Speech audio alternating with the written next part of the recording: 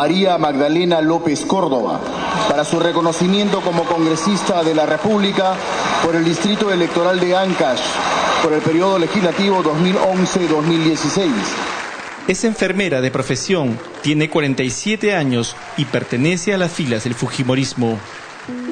María Magdalena López Córdoba registra además en su ficha personal, junto a su esposo, una investigación por desbalance patrimonial, enriquecimiento ilícito y otra por lavado de dinero. Según todas las evidencias, la pareja no ha podido demostrar el origen lícito de su fortuna inicial, que en conjunto, según un informe de la Fiscalía, asciende a la abultada suma de 12 millones de soles. Lo que está claro es que ellos no han podido sustentarla. Y los argumentos que han dado, que se los he señalado ya, son increíbles. No son sustentables lógicamente. Congresista López, ¿cómo está? Buen día. ¿Cómo le va? Carlos Castro, de Cuarto Poder. Pese a ello, hoy un fiscal está a punto de librar a la congresista del penoso trance de un proceso judicial y puede traerse abajo una larga, documentada y seria investigación con más de un indicio preocupante sobre los ingresos de esta parlamentaria. Esta historia comenzó a cobrar mayor fuerza en el año 2010, cuando los peritos del área de enriquecimiento ilícito de la Fiscalía de la Nación concluyeron que la hoy parlamentaria de la República, María Magdalena López Córdoba, y su esposo, Erlis del Castillo Cañari, registraban un millonario desbalance patrimonial. Ella era asesora, secretaria del despacho de la congresista Luz Salgado y mostró un desbalance de aproximadamente 777.000 soles. Pero esa es la cifra que aparece. Aparte, al indagar respecto a su entorno cercano, se logró determinar que su cónyuge, Erlis Castillo, tenía un desbalance de más de 11 millones de nuevos soles. Estamos hablando que entre los dos el desbalance patrimonial es de más de 12 millones. 12 millones de soles. Así es. La minuciosa investigación de los peritos de la Fiscalía de la Nación a la congresista y a su esposo se concentró entre los años 1996 y 2001, el mismo periodo en el que ella se desempeñó como secretaria y luego asesora de la entonces congresista Luz Salgado, con un sueldo que osciló entre los 300 y los 7.000 soles mensuales. Un periodo en el que Erlis del Castillo ya había podido invertir en negocio de pesca, luego de ser un simple obrero y cambista de dólares. ¿Pero de dónde? Según el informe de los especialistas, la millonaria fortuna se amasó durante ese lapso de tiempo. Pero lo que no se ha podido explicar hasta hoy es cómo se originó el exorbitante patrimonio. Yo trabajaba para una respetable señora que también es congresista. Yo he sido de asistente hasta asesora. He trabajado y jamás he hecho algo malo. Siempre me he conducido por un camino correcto. Según información de la Oficina de Recursos Humanos del Congreso de la República, la remuneración neta de María López Córdoba, con los descuentos de ley y todo, entre los años 1996 a 2001, ascendió en total a 163.426 nuevos soles. Sin embargo, sus egresos, es decir, sus gastos, en ese mismo lapso de tiempo sobrepasaron largamente esa cifra, generando una diferencia negativa de 777.765 nuevos soles. Es decir, la congresista gastó más de 700.000 soles, cuyo origen no puede probar. ¿Cómo fue eso posible?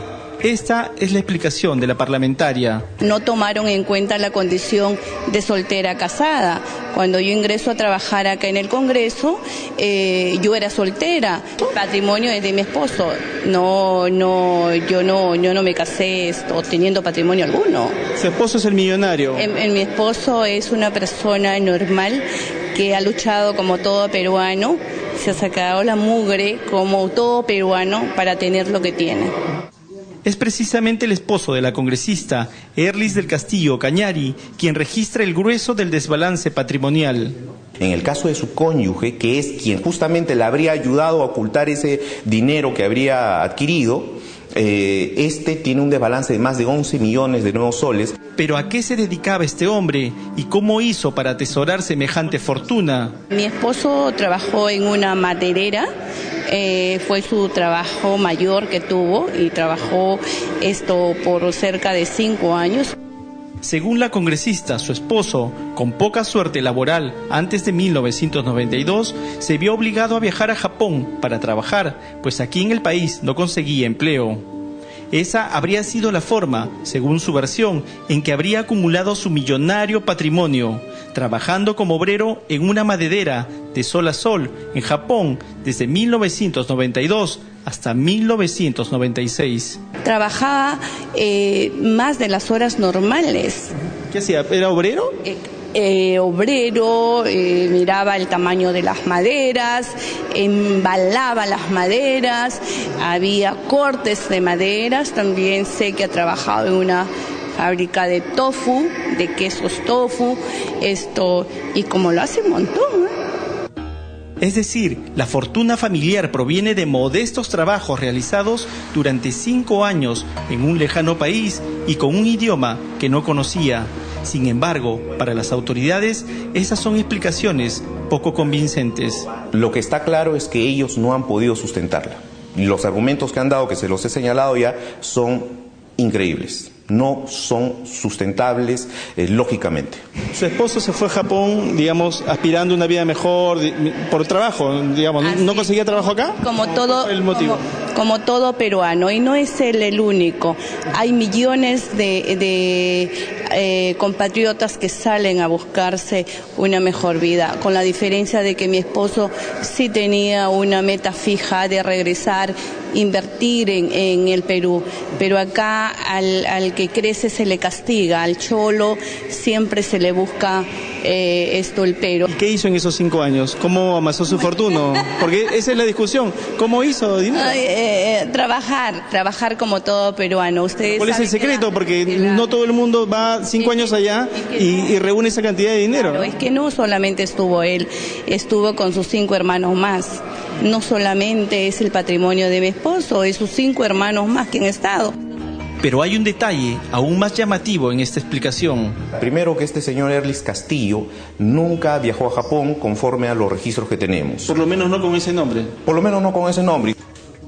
Efectivamente, la Dirección General de Migraciones ha confirmado que Erlis del Castillo Cañari no registra ninguna salida del país en esos años, 1992 a 1996, los años en que supuestamente viajó a Japón. La gran pregunta es, ¿salió de manera legal o no? No salió de manera legal, como muchos, no es el único. La congresista sostiene que su esposo abandonó el país de manera ilegal, con otra identidad. Ante las autoridades ha dicho que utilizó el nombre de Erlis Angulo Sugaya, pero esa información, según las autoridades que le investigan, tampoco ha podido ser corroborada. Migraciones nos dice que con ese otro nombre falso tampoco hay registro de salida a Japón. Y ojo, recordemos que este señor, en sus trabajos aquí en Perú, antes de ese supuesto viaje, era cambista de dólares. Es decir, el viaje a Japón resulta clave supuestamente para acreditar esa fortuna. No hay cómo justificarlo antes de ese supuesto viaje. Y ese supuesto viaje no se ha dado. No obstante, Erlis del Castillo, el esposo de la parlamentaria, enseña estas fotografías para demostrar que efectivamente viajó a Japón y que estuvo en dicho país entre los años 1992 y 1996. Acá estoy en La Madeira, por ejemplo, un japonés. Para no pagar en un departamento, vivíamos en la misma fábrica. En la misma fábrica vivíamos. Del Castillo sostiene que trabajó de manera ilegal y que no puede acreditar sus ingresos, pues percibía un sueldo en efectivo, sin ningún control ni comprobante.